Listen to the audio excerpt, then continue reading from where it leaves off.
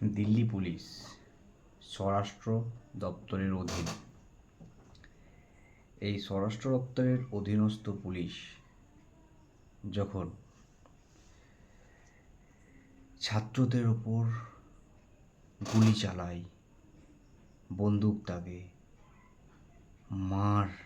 মহিলাদেরকে মারে, এর দায় সেই শান্তিপূর্ণ আন্দোলনরত ছাত্রদের ওপর যে জঘন্যতমভাবে অত্যাচারের দায় স্বরাষ্ট্র দপ্তরের অধীনের এই পুলিশকেই নিতে হবে।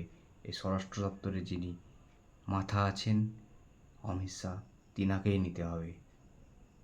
হয় তিনার অর্ডারে এটা হয়েছে বা তিনার অজান্তে এটা হয়েছে।